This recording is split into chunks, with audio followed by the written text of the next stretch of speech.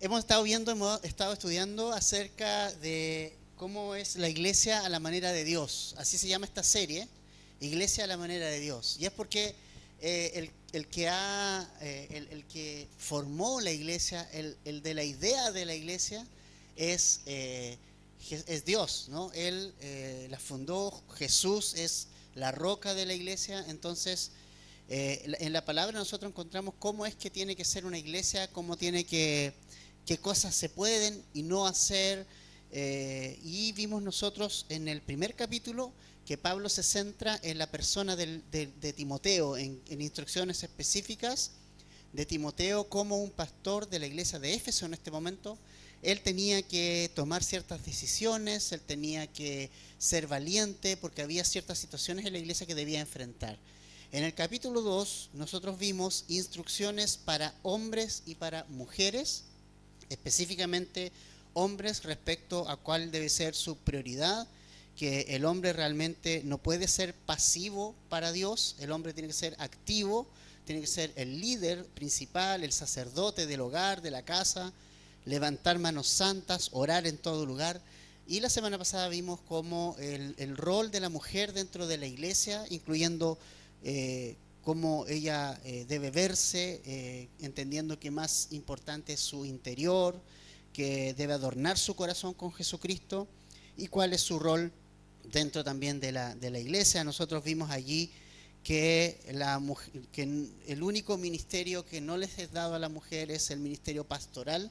El ministerio pastoral es un ministerio que Dios ha concedido al hombre, no por ser mejor ni superior, todo lo contrario, sino por un asunto de rol diferente y rol distinto. Ahora, el día de hoy vamos a entrar en el liderazgo de la iglesia, o sea, vamos a ver cómo es que los líderes de la iglesia, los pastores y los líderes necesitan ser.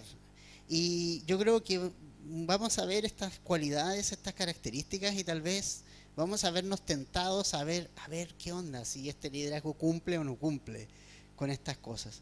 Lo importante es que siempre nosotros con estas cualidades vamos a quedar pequeños. Yo creo que ese es un asunto que también es importante entender. Nunca vamos a lograr a lo mejor tener el 100% de todas estas cualidades, pero los líderes y pastores sí necesitamos apuntar hacia esto. Nosotros no somos personas comunes y corrientes en el sentido de que tenemos un llamado, especialmente nosotros los pastores tenemos un llamado. Y entonces el capítulo 3, los primeros versículos, los primeros 7 versículos, Pablo se va a referir a cómo deben ser los pastores, ¿ya? Cuando vemos la palabra obispo, en el griego tiende a ser algo así como el supervisor de la iglesia, el que está a cargo de la iglesia, el pastor de la iglesia. Entonces, esto es importante porque Dios sí ha establecido líderes en la iglesia. Creo que hay que partir por esa base, porque hay iglesias desordenadas, ¿no? Que dicen que no, que el pastor no es el principal, que son los ancianos los que tienen que ordenar. Y entonces tú tienes iglesias que contratan a un pastor, lo contratan por 2 años y el pastor lo contratan en otro lugar. Entonces se cambia de iglesia como cambiarse de trabajo. Y es súper importante, yo creo que una de las cosas más importantes de decir antes de estudiar los requisitos para el pastor es que el pastorado es un llamado, no es una profesión. No es una profesión que tú vas a buscar a un seminario, vas a estudiar 2 años en un seminario, 3 o 4 años en un seminario.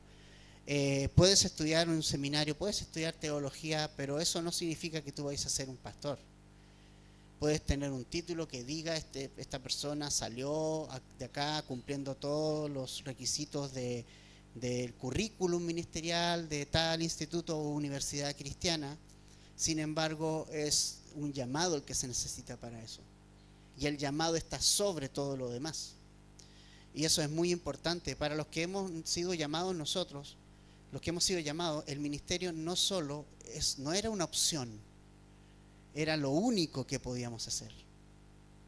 Era una necesidad de hacer. Y eso es súper importante. Hay muchos jóvenes cristianos que ven el pastorado como una opción profesional para su vida, ¿no? Una opción para seguir. Pero eso no es así. Para nosotros, los realmente llamados, el ministerio nunca ha sido una opción o una opción entre muchas. El ministerio fue la opción, el llamado de Dios para nuestra vida. Y aunque nosotros y yo iba en una dirección completamente opuesta, Dios me llamó al ministerio. No lo sé por qué, pero el ministerio es una necesidad para el que es llamado. Pablo en 1 Corintios 9:16 dice: ay de mí si no anunciare el evangelio. Pablo sentía esa necesidad, esa urgencia de cumplir con el llamado que Dios le había dado. Y eso es súper importante, porque cuando uno es llamado, mis hermanos, uno es llamado, pero uno no sabe con lo que se va a encontrar. Y a veces uno se encuentra con un montón de situaciones en el ministerio que te hacen como, que te prueban el llamado, y está como que te hacen a punto de renunciar. Como mi vida, le pasó a mi vida unos años atrás. A punto de decir, tal vez yo soy el problema, tal vez yo tengo que salir, tal vez yo no soy llamado. Pero cuando pasan esas instancias y esos momentos difíciles, lo único que te va a sostener y te va a fortalecer y animar en esos días difíciles es saber que Dios te llamó. Es saber que sí, Dios te llamó y te dio un llamado. Y a eso se aferró Jeremías, por ejemplo. Jeremías tuvo un llamado de los más ingratos que un hombre puede tener.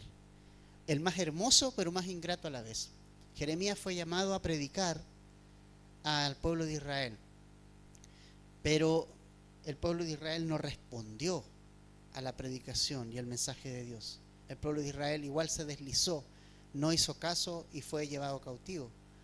Y Jeremías lamenta que el pueblo de Israel no haya escuchado las palabras de Dios, y el libro de Lamentaciones, que es de Jeremías, es literalmente un lamento completo de cómo Israel no pudo venir a Dios ni arrepentirse. Es un lamento. Pero Jeremías hubo días en que no quería seguir, pero lo único que lo sostuvo en Jeremías 29, vemos un pasaje que me gusta, voy a leerlo. Jeremías 29, a ver si es este. Sí. Jeremías 29 dice: pero si digo, voy a leer desde el 7 para tener el contexto. Dice: me persuadiste, oh Señor, y quedé persuadido. Fuiste más fuerte que yo y prevaleciste. Ese es el llamado. Fuiste más fuerte que yo. He sido el hazme reír cada día. Todos se burlan de mí, porque el mensaje que estaba dando Jeremías, la gente no lo escuchó. Porque cada vez que hablo, grito, proclamo violencia, destrucción, pues la palabra del Señor ha venido a ser para mí oprobio y escarnio cada día. Pero si digo, no lo recordaré ni hablaré más en su nombre. Mira la reflexión de Jeremías. O sea, ¿qué sacó con hablar, verdad? Si nadie escucha. Entonces, mejor no hablo más. Esto se convierte dentro de mí como fuego ardiente encerrado en mis huesos. Hago esfuerzos por contenerlo y no puedo. Yo creo que este pasaje, para todos los que quieren ser llamados al ministerio, es un pasaje que nos habla mucho del llamado. El llamado es, a pesar de las circunstancias, a pesar de que pareciera ser que el ministerio no da fruto por ninguna parte, tú eres llamado. Es algo que es de adentro, es una convicción. No puedes estar quieto si no estás haciendo lo que Dios te ha llamado a hacer. Entonces, familia, un pastor, en primer lugar, no es una profesión. Es un llamado de Dios para cumplir con ese lugar y esa tarea. En lo personal, el Señor me llamó, me comenzó a llamar en el año 1999. Lo recuerdo bien porque fue el año en que mi papá enfermó gravemente. Imagínate estar llamado al ministerio. Tuve que ir a una conferencia en noviembre y mi padre estaba hospitalizado grave. Y fui a la conferencia. Y esa conferencia fue la confirmación del llamado de Dios para mi vida. Cuando llegué a casa, y con la seguridad de que Dios me estaba llamando al ministerio, llegué a la casa, pasó un mes y mi padre partió a la presencia del Señor. Y el Señor me tuvo que hacer cargo monetariamente, económicamente y también espiritualmente de dos personas que estaban en la casa, que eran mi madre y mi hermana, que está acá, Dios gracias, todavía. Y, y fue duro, bueno, ella sabe, no fue un asunto muy fácil. Pero fíjate que el Señor me llamó así, de esa forma. Ah, y una cosa que es importante, que yo siempre he entendido de los llamados, que Dios nunca te llama a robar ovejas de otro redil. Y eso es muy importante. No te llama a robar ovejas de otro redil. Si Dios te ha llamado al ministerio, te va a dar ovejas en otro lugar, con otras ovejas diferentes al lugar donde tú estás, si realmente Dios te ha llamado. Nunca debemos de tomar ovejas de otras personas, porque eso estaría hablando que no soy llamado. Y es triste cuando uno ve iglesias dividirse, y una persona sigue y se lleva a un grupo de personas para su proyecto personal, porque en el fondo es un proyecto personal. Hay una gran diferencia entre ser llamado y tener un proyecto personal. Cuando yo hablé con un pastor acerca del llamado pastoral en esa conferencia del 99, yo le dije, Jim Orate, el pastor, el Señor me está llamando al ministerio, ¿qué me puede decir? Él me dijo, mira, ora para que el Señor te dé ovejas. Un pastor, el Señor le va a llevar ovejas, y van a ser ovejas nuevas, no van a ser ovejas de otro. Y fue interesante ese punto, y hasta el día de hoy lo recuerdo. Y ese es un principio que es importante. Si Dios te está llamando al ministerio, Dios te va a dar ovejas propias, no ovejas de otros. Y triste cuando uno ve pastores, entre comillas, que han sido levantados en la misma iglesia y roban ovejas de otras iglesias. Eso realmente habla muy mal, de realmente no fue un llamado. El llamado es, ok, qué bueno, pero que Dios te bendiga, pero el Señor te mostrará en qué lugar y cuáles son las ovejas que el Señor te va a dar. Entonces pasaron 99, 2000, 2001, y al 2002 mi pastor en ese momento, Edgar Meller, que hoy es el pastor de Calvary Cancún, ese año yo había estado esos 3 años con este llamado internamente, y ese año Edgar me llama a su casa y me dice, ¿qué has pensado? Y yo dije, ¿qué has pensado de qué? Bueno, no fue raro que me llamara porque siempre iba a su casa. ¿Qué has pensado del ministerio, de la vida cristiana? Y es como que ese fue el momento en que me empecé como a ponerme nervioso y a tiritar, porque yo sabía que había un llamado dentro y yo todavía no lo había compartido. Y yo le dije, hermano, y él es mi amigo hasta el día de hoy, y le cuento todo hasta el día de hoy. Hermano, dice, yo he sido llamado al ministerio desde el 99 en adelante. Y él me dijo lo siguiente, me dijo, no sabes lo que me alegra, dijo, porque yo estoy saliendo. El Señor me confirmó que tengo que salir al campo misionero y quiero que tú te quedes en la iglesia. Entonces, Dios ordena todo. Yo no dije, oye, el Señor me llamó, ¿dónde están mis ovejas? Eso no es así. Si Dios te llama, Dios va a traer esas ovejas. Y eran poquitas en ese momento. Y de hecho muchos de ellos no están, muchos sí permanecen. Muy poquito. Cuando Edgar se fue, más poquito, porque ustedes saben que siempre cuando se va el pastor, normalmente pasa eso, ¿no? Hay gente que se va y tienes que asumirlo, pero es difícil, porque me recuerdo que las primeras semanas es como mucho entusiasmo y todo, pero nada, yo escucho los sermones de aquel tiempo, los tenía grabados en cassette, porque a nosotros siempre en la iglesia, en Calvary Chapel, nos dicen, graben los estudios. ¿Por qué? Porque si alguien viene y los acusa de algo, ustedes tienen el respaldo de la grabación del estudio del domingo. Si alguien le dice, yo escuché esto de ti, ¿dónde? Y están las cintas. Y ahora, gracias a Dios, quedan grabados en YouTube, ¿verdad? Es importante.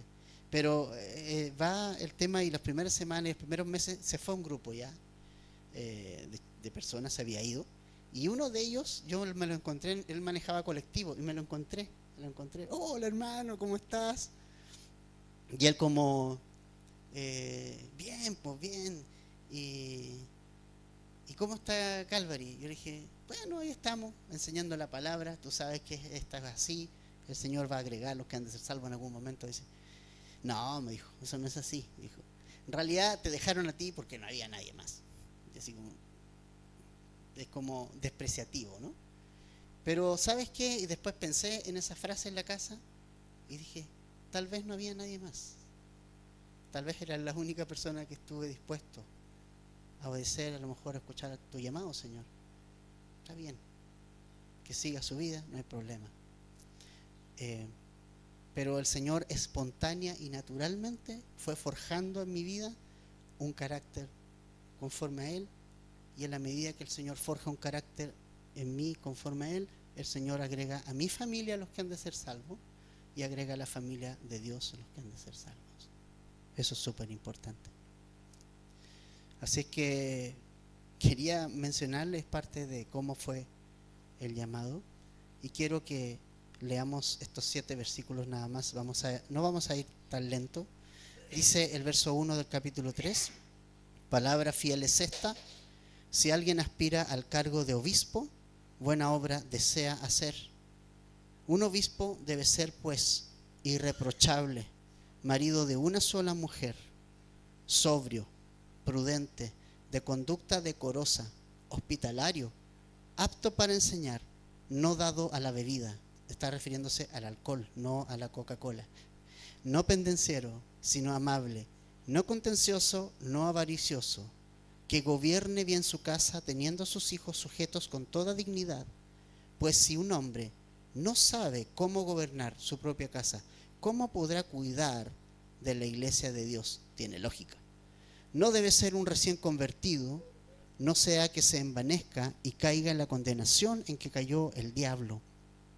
Debe gozar también de una buena reputación entre los de afuera de la iglesia, para que no caiga en descrédito y en el lazo del diablo. Lo primero que queremos ver aquí, familia, es que si alguien tiene el llamado de pastor, es un llamado espectacular. Es un buen llamado. Es algo que es bueno ser llamado al pastorado. Y eso es lo primero que Pablo nos está diciendo allá. Ser llamado al ministerio es lo más increíble que me ha pasado. Es lo más emocionante que me ha pasado. Es más emocionante que haber tocado con mi banda ante miles de personas. Es más emocionante, pues, saben que yo era músico, ¿no? Fue más emocionante que el día que me titulé, fue más emocionante que cualquier otra cosa en mi vida que ocurriera. Fue solo yo digo, el llamado fue lo más emocionante y el matrimonio fue lo segundo más emocionante, pero el llamado está antes. Fue lo más emocionante que me pudo pasar en mi vida, porque vino algo de Dios, fue algo de Él, fue algo que me revolucionó, fue algo espectacular, y fue un llamado genuino. Y algo que Pablo nos dice acá es que si bien es un buen deseo y es buena cosa es ser llamado por Dios, es necesario que el pastor tenga ciertas cualidades, ¿ok? Es necesario que tenga ciertas características.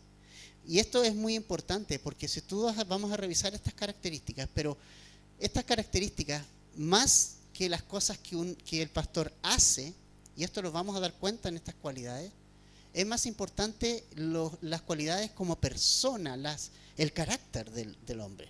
Es más importante. Lo que a Dios le importa más es el carácter de alguien, de cómo es, ¿no? De cómo es su vida, su carácter, no lo que hace. No si puede preparar 20 estudios bíblicos, si puede ir y orar por 50 personas. Más que lo que hace, a Dios le interesa lo que uno es, el carácter de la persona. ¿Y cómo nosotros comenzamos entonces? Dice que un obispo debe ser irreprensible o irreprochable. Esto en griego es anepileptos, que significa que no se le puede culpar por nada y de nada. En el griego es como inculpable. Es decir, que nadie puede decir, ¿te fijas? Alguien que no tenga la culpa de nada. Alguien que sea visto y nadie puede decir de él, te conozco una herida que estás ahora haciendo en este momento. Es alguien que es irreprensible, que no se puede culpar de nada. Esa es la primera cualidad. Y eso tiene que ver con la santidad, con el carácter santo y la vida santa que un pastor debe desarrollar. Tiene que ver derechamente con la intimidad con Dios. Que no pueda nadie decir, te conozco una, tengo esta. Obviamente van a ver, esto no está diciendo que el pastor tiene que ser perfecto, pero sí tiene que tener ciertas cualidades. Y una de las cualidades es esta, ¿no? Necesitamos que el pastor debe andar y debe tener ese carácter en su vida, que es más importante que lo que hace, es lo que es, lo que el pastor es en su carácter. Entonces, alguien que no se puede culpar de nada. Eso es lo primero, ¿no? Lo segundo, importante, marido de una sola mujer. Ok, esto no significa que el pastor tiene que ser necesariamente casado, ¿ok? Porque Pablo, por ejemplo, era un pastor. No sabemos, es probable que Pablo haya sido casado, pero si ustedes se fijan, no se menciona a su esposa en ningún lugar de la Escritura. ¿Por qué Pablo entendemos que era casado? Porque él fue parte del Sanedrín. Y para ser parte del Sanedrín, la cualidad que tenía que tener la persona era que debía ser casado. ¿Qué pasó con la esposa de Pablo? No lo sabemos. Hay dos teorías, no sé cuál será. Algunos dicen que su esposa pudo haber partido de este mundo. Otros dicen que su esposa tal vez lo abandonó cuando él le entregó su vida a Jesús. Es muy probable. Cualquiera que le entregara su vida a Jesús en esos tiempos era desheredado de la familia. Es probable que sí. Pero el tema es que él estaba sin esposa. Entonces prácticamente soltero, ¿no? Entonces no es que el pastor debe ser necesariamente casado. Yo empecé el ministerio soltero y estuve un par de años soltero. A Dios gracias, no mucho tiempo, ¿ya? Porque de verdad la ayuda idónea es como la parte que siempre faltaba, ¿no? Y es importante tener una esposa conforme al corazón de Dios al lado. Entonces, lo que dice Pablo con esto es que si el pastor está casado, que esté bien casado, un ejemplo moral. Y significa eso, que tenga una esposa, que esté casado por la ley y esté casado ante Dios y lo esté bien casado, ¿no? Su vida matrimonial debe estar ordenada. No puede ser un pastor alguien con una vida matrimonial y de mujeres y sexualmente desordenado. No puede. Porque tiene que ver, si tú no te ordenas, si uno como pastor no se ordena, nadie se va a ordenar. Imagínate la iglesia de un pastor desordenado en esa área. O sea, ¿qué va a hacer? ¿Cómo va a enseñar? ¿Qué va a enseñar del matrimonio? ¿No? Y este es un punto tan importante y tan básico que se nos olvida a los pastores. Si ustedes se fijan en cuántos pastores han caído, ¿cuál es el área en que el pastor ha caído más en la historia de la iglesia? ¿Cuál es el área en que el pastor se ha visto envuelto más? ¿En qué área ha sido? Ha sido en esta. Ha sido en el área matrimonial. Ya sea siendo infiel, ya sea yéndose con mujeres y todo ese tipo de cosas. Tiene que ser un hombre de una sola mujer. Es decir, y esto es muy importante, la monogamia viene de Dios. La monogamia, una esposa, no 2, ni 3, ni 4. Dios dice una esposa, alguien bien casado, un ejemplo moral. Así debe ser un pastor. Y nosotros como pastores debemos tener mucho cuidado con esta área, mucho cuidado. Por eso normalmente cuando nosotros cuando yo a lo personal hablo con una mujer, siempre prefiero que esté Jimé al lado, escuchando igual, es lo mismo porque somos lo mismo. Y siempre he pensado, y me llama la atención, las iglesias de Calvary que tienen oficinas del pastor, las oficinas del pastor están al medio de todo y con todas las ventanas transparentes, vidrios por todos lados, porque para cuidarse. Es súper importante ser muy detallista en esto, porque es un área en que Satanás se ha aprovechado mucho en los pastores y evangelistas y toda la gente de Dios, desde años remotos, partiendo de Jimmy Schwartz hasta nuestros días, al Carl, ¿cuánto se llama? Carl, no recuerdo su apellido, de Hilson. Pero bueno, es importante tener este punto bien claro. Es moralmente impecable, intachable, bien casado, con su esposa cuidada, ¿no? Bien cuidada.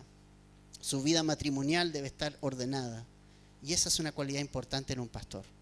Segundo, dice sobrio. Sobrio. Sobrio significa, y en el griego es sofrón, que significa alguien moderado, no de extremos. Alguien que no esté un día arriba, otro día abajo. Alguien moderado y alguien que es capaz de dominarse a sí mismo. Es decir, que no pierde los estribos, que no es extremo. Que si hay una situación, pueda ser equilibrado para abrir su boca siempre. Y esto es muy importante, pensar siempre antes de. Entonces tiene que ser alguien moderado, alguien que se domina a sí mismo. Luego dice prudente y con conducta decorosa. ¿Ya? Está muy relacionado a lo primero, muy relacionado a lo anterior, a lo sobrio. Tiene que ver con ser templado, ¿ya? Con templanza. Templanza es un fruto del Espíritu. Quiere decir que las cosas, que a pesar de lo que pueda ocurrir, pueda mantener la calma en esos momentos, ¿no? El pastor debe mantener la calma ante cualquier situación. Debe ser disciplinado. También esa palabra tiene la raíz de disciplina. Debe ser alguien disciplinado. Luego dice hospitalario, ¿no? Y esto es muy importante, porque le comentaba a la Jim en la semana a propósito de todo lo que hemos vivido este fin de año. Es fácil hoy día a lo mejor ser un hospitalario. Por ejemplo, nosotros vamos a tener al hermano, al pastor que va a venir a hacer el método inductivo, pero eso ya lo sabíamos con tiempo, ¿sí? Pero imagínate una familia en los días de Pablo. ¿Cómo le avisas a la familia pastoral? No sé, voy a ir a visitar, voy a andar por Filipo, entonces, o voy a andar por Éfeso, y le voy a avisar a Pablo, a Timoteo que está de pastor ahí, le voy a mandar un WhatsApp, que voy a llegar más o menos a tal hora. Eso no estaba en esos momentos. Era un asunto de un rato a otro, llegaban hermanos a la ciudad. Normalmente no estaba desarrollada la hotelería como los días de hoy, en que hay un montón de hostales, un montón de hoteles, un montón de opciones. Entonces los hermanos, además, que eran vistos como algo de segunda categoría, solo disponían de las casas de otros hermanos en los cuales podrían quedarse, y sin aviso. Así que era como, wow. Imagínate llegar a alguien, hola, vengo a hospedarme, soy cristiano y necesito tu casa. Y es como así como, ¿qué? Esa es la razón de esto, hospitalario. El cristiano le era difícil encontrar un lugar donde quedarse. Y los únicos lugares donde tenían donde quedarse eran sus hermanos. Entonces el pastor y su familia debía ser ampliamente hospitalario. Y le es difícil, ¿no? Yo creo que no es fácil abrir la puerta de tu casa, porque es tu espacio, es tu privacidad, tus cosas, y no quieres que nadie toque tus cosas y estás ahí. Pero realmente los que hemos sido llamados al ministerio, estas cualidades es algo que nosotros debemos desarrollar. Hospitalario, abrir la puerta de la casa. Aunque eso signifique que las cosas van a quedar en un lugar que uno no las dejó, se va a significar que de repente se va a ensuciar más la casa y todo. Claramente cuando uno se hospeda en la casa de un hermano, uno va a ayudar también, o sea, uno va con la disposición de servir, de hacer aseo, de ayudarle en la loza, de ayudarle en esto, en lo otro. Pero sí el pastor debe tener esta apertura a hospedar personas en su casa, ¿no? Y eso es muy importante. La siguiente cualidad es tremendamente importante. Diría yo que esta no puede ser, no se puede transar. Dice que debe ser apto para enseñar. Apto para enseñar. Y apto para enseñar significan dos cosas. La primera significa que debe tener el don de maestro o enseñanza. ¿Ok? Un pastor debe tener el don de maestro o de enseñanza. Sí o sí. Debe enseñar. Si no enseña, un pastor sin el don de enseñanza no puede ser un pastor. Un maestro no necesariamente es un pastor, pero un pastor sí es necesario que sea un maestro. O sea, no puede haber un pastor, no puedes, literalmente no puedes si no enseñas la palabra, si no tienes el don de la enseñanza de la palabra de Dios. Y eso es un don que el Señor da. Eso es algo que también da. Junto con el llamado viene el don de maestro. Es como junto, el pack. Pastor, maestro. El pastor no puede ser un pastor si no puede enseñar. Necesita enseñar y necesita hacerlo bien. Esa es la primera parte de apto para enseñar. La segunda parte es que debe ser apto en el sentido de enseñanza. Enseñanza no es simplemente pararse aquí y hablar de unos versículos bíblicos e irse para la casa. Enseñanza es un proceso. El pastor debe ser apto para enseñar en el sentido de que lo que enseña lo tiene que practicar primero. Esa es la forma de enseñar. Tus hijos, cuando uno le enseña a sus hijos y uno les dice no se debe mentir, y de repente alguien te llamaba por teléfono y dice dile que no estoy, entonces el niño va a saber de que obviamente sí se puede mentir, aunque tú le hayas dicho no se puede mentir, porque el niño no va a copiar lo que tú le hablas, el niño te va a copiar a ti. ¿Sí o no? Es exactamente igual. El pastor puede decir muchas cosas. Sin embargo, tú tienes que observar la vida del pastor. Tienes que ver algo. Algo diferente. Debe tener algún sustento su vida. Un pastor jamás va a tener su vida espiritual desordenada, ni su familia desordenada. Eso no va a ser así. Tiene que tener todo ordenado. Y tiene que ser apto para enseñar. Debe hacerlo con el ejemplo. Y eso es muy importante. Muy importante. La enseñanza es producto del aprendizaje, pero el aprendizaje no es solo teoría. El aprendizaje es práctica. Vamos a estudiar después de Salmos Proverbios. Aprovecho de invitarlos. Va a ser muy bueno estudiar Proverbios. Y Proverbios habla de la sabiduría. Pero la sabiduría no es saber algo. La sabiduría es conducirse bien. ¿Ya? Dice, si alguno es sabio y entendido, dice Santiago, muestre, no dice hable, muestre por la conducta su sabiduría. Alguien sabio va a mostrar con lo que vive, no con lo que dice. ¿Cuántos cristianos hablan de la teología y allá y terminología, hermenéutica y esto y lo otro y un montón de apologética? No, yo soy apologético. No me importa. A mí me importa que puedas tener un carácter como el de Jesús. Si puedes tener un carácter como el de Jesús, si tu teología te ha hecho más como Jesús, excelente. Pero si no, yo me lo cuestiono. El pastor debe ser apto para enseñar en ese sentido. Muy importante. La siguiente cualidad, familia, dice no dado a la bebida. Y en esta versión dice no dado a la bebida, pero no está refiriéndose a la Coca-Cola, ni a la Fanta, ni nada. Se está refiriendo al alcohol. Y esto, otro punto importante. El pastor debe estar totalmente alejado del alcohol en todas sus formas. Y esto no es un invento. Es la palabra. No dado al alcohol. Porque realmente si tú observas el alcohol en la Biblia, donde hay alcohol hay tragedia, siempre. Siempre hay tragedia. Siempre hay algo que se pudo evitar si el alcohol no hubiera estado. Fíjate tú, ve todas las tragedias familiares. Siempre el alcohol presente, de alguna u otra forma. No, que para compartir, ¿ok? Pero siempre, quítale el alcohol y quitas un montón de problemas. En lo que respecta al pastorado y los líderes, y la otra semana vamos a ver también los líderes, no solamente el pastorado, sino los diáconos, los que sirven, no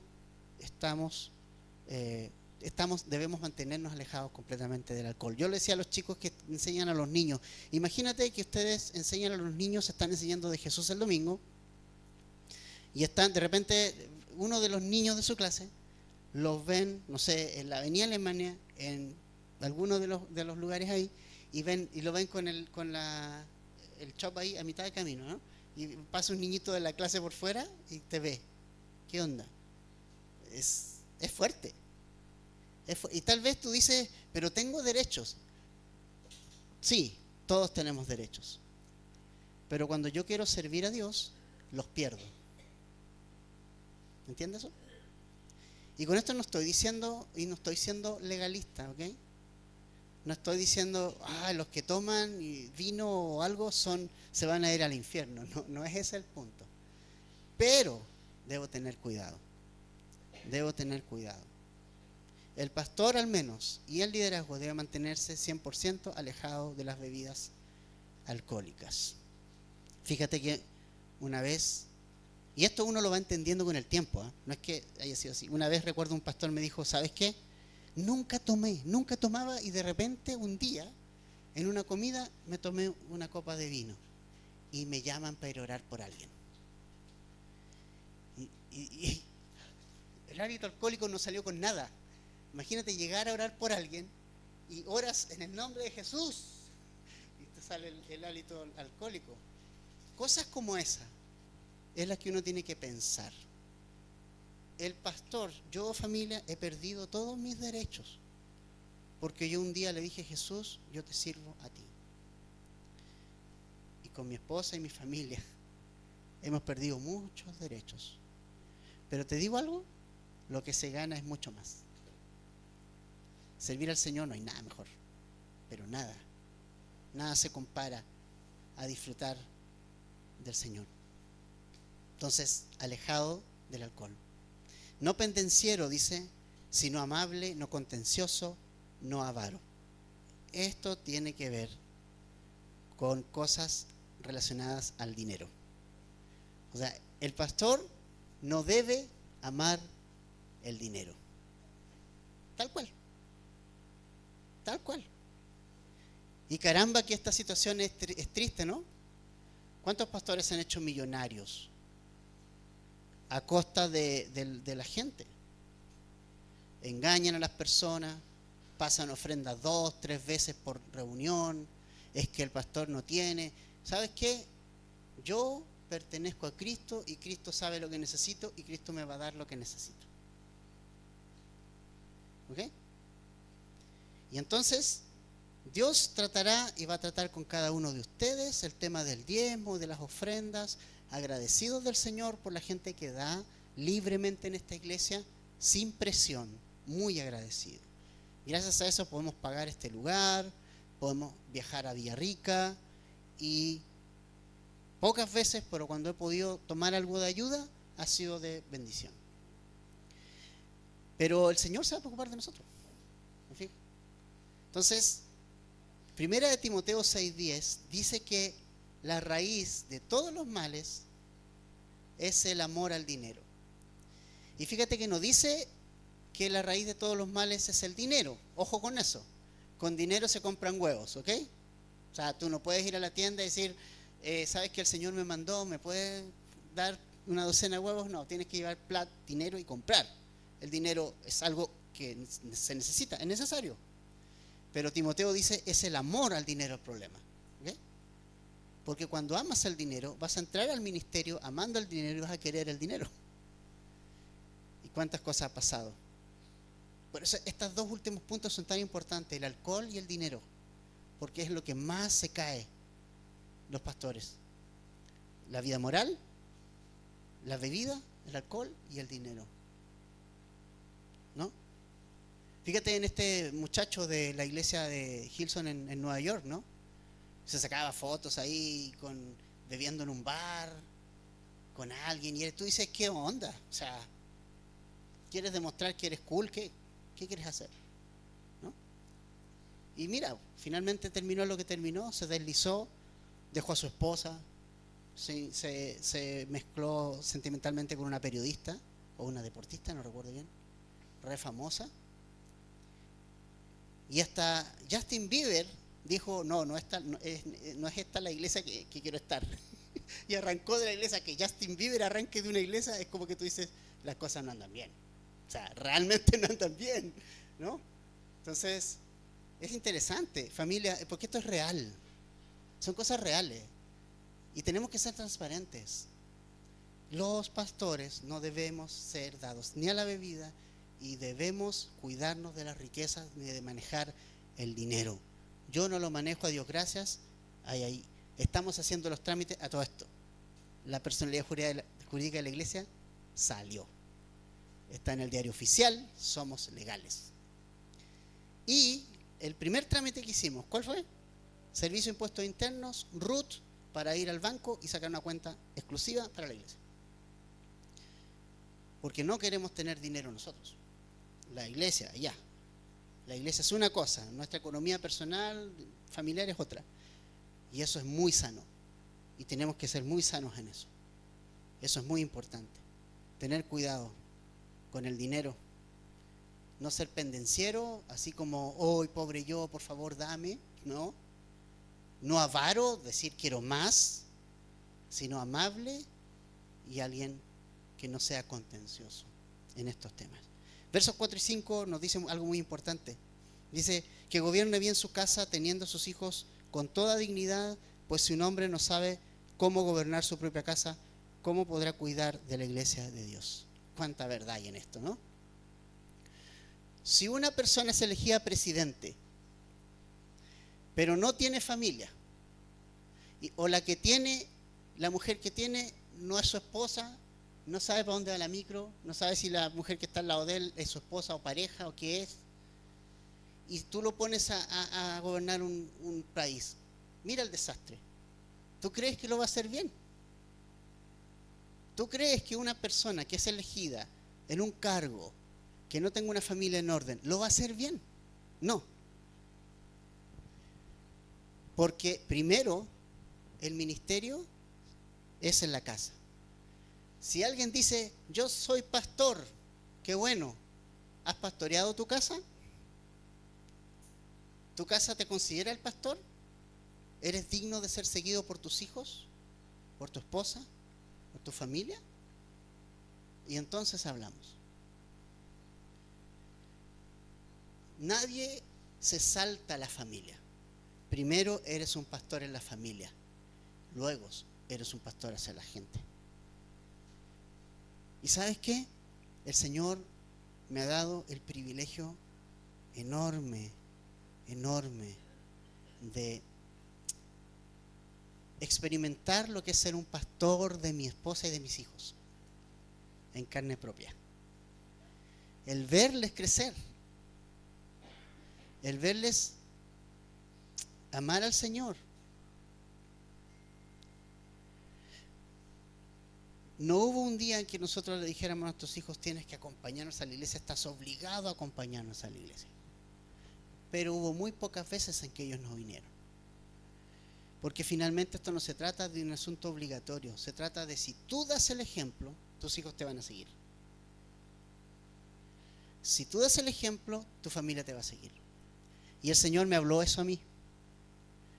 Me dijo, tú eres el hombre, tú eres el pastor de esa casa. Y si tú estás conmigo y tú eres transformado, recién tu familia lo va a hacer. Y he podido ver la mano de Dios en mi vida y he podido ver la mano de Dios en mi familia. Necesitamos ser pastores en nuestra familia antes de cualquier otro espacio. Si alguien quiere ser pastor. Debemos servir a nuestra familia hasta el punto en que ellos te sigan en amor. Hasta ese punto. El pastor toma la iniciativa en la casa. Así como Jesús tomó la iniciativa, ¿cierto? Dice Efesios que el esposo tiene que amar a la esposa como Cristo amó a la iglesia, ¿ok? ¿Y quién tomó la iniciativa? ¿La iglesia amó a Jesús primero? ¿Quién tomó la iniciativa? Jesús tomó la iniciativa. Él vino, Él dejó su trono, Él decidió ponerse en un cuerpo humano rancio como el de nosotros, siendo Rey de Reyes, Señor de Señores. Tuvo que ir a una letrina, cosa que nunca en su vida había hecho, porque Él es el Rey de Reyes, el Señor de Señores. Nació en un pesebre, tuvo que vivir en un barrio normal, con gente normal. Tuvo que venir a vivir entre personas como nosotros. ¿Quién tomó la iniciativa? Jesús. ¿Quién toma la iniciativa en el hogar? Nosotros, los varones. Y esta puedes decir tú, es que esta es una enseñanza para los pastores. No, pero es aplicable a todo hombre, líder en la familia. A todos. Si tú no sirves, tu familia no va a servir. Si tú no eres espiritual, tu familia no lo va a hacer. Si tú no tienes devocionales en tu casa, si no vas a la palabra y buscas al Señor, tu familia no lo va a seguir. Necesitamos modelar. Nosotros necesitamos tomar la iniciativa. Nosotros fuimos llamados a eso. Entonces, obviamente, si un pastor no logra tener a su casa pastoreada, ¿podrá pastorear al resto? No, no lo puede hacer. Es cuando él pastorea su casa que puede llegar a pastorear al resto. Y eso es muy importante, muy importante. Finalmente, familia, y lo último, o las últimas dos, no puede ser una persona recién convertida a Cristo. ¿Ya? Dice el 6, no debe ser un recién convertido. ¿Por qué no puede ser un recién convertido, alguien que se haya convertido recién? Porque le puede pasar lo que le pasó a Satanás. ¿Qué le pasó a Satanás? Se enorgulleció y dijo, quiero ser como Dios, quiero poner mi trono allá, quiero ser como él y ser adorado. Ese es el riesgo de poner un nuevo creyente, que viéndose en el lugar, en esa posición, va a envanecerse. Y va a decir, no, entonces yo quiero más poder y más y más y más. Se va a enorgullecer. Y se va a levantar él en lugar de levantar a Cristo. Y lo último, debe gozar también, dice el 7, de una buena reputación de entre los de afuera de la iglesia para que no caigan en descrédito y en lazo del diablo. Es decir, debe ser y llevarse bien con sus vecinos, sus colegas, la gente que no conoce a Cristo en general, debe hablar y debe tener una buena impresión de él. Debe ser conocido como alguien con una buena fama dentro del espectro de gente que no conoce a Jesús. La gente que no conoce a Jesús debe tenerlo en estima, ¿no? Y en esto nos perdemos a veces, porque a veces pensamos que la gente nos tiene que odiar, pero no. Tal vez nosotros le hemos dado motivos para que nos odien, siendo religiosos y no siendo abiertos a nuestros vecinos. Y es genial llevarse bien con los vecinos. Jesús comió con pecadores, a mí me gusta comer con pecadores, se come bien. Y el Señor va a hacer la obra en ellos. Necesitamos ser ejemplo entre ellos. Y estas son las cualidades que sigue familia para los pastores. Está difícil, ¿no? Pero ¿sabes qué? Yo necesito apuntar a eso. Ese debe ser mi centro, mi blanco. Y si alguien está siendo llamado al ministerio, ese tiene que ser su norte también, ¿no? Entonces, la próxima semana, el próximo domingo, les tocará a los demás líderes y diáconos, ¿sí? ¿Oramos? Padre, muchas gracias por este tiempo.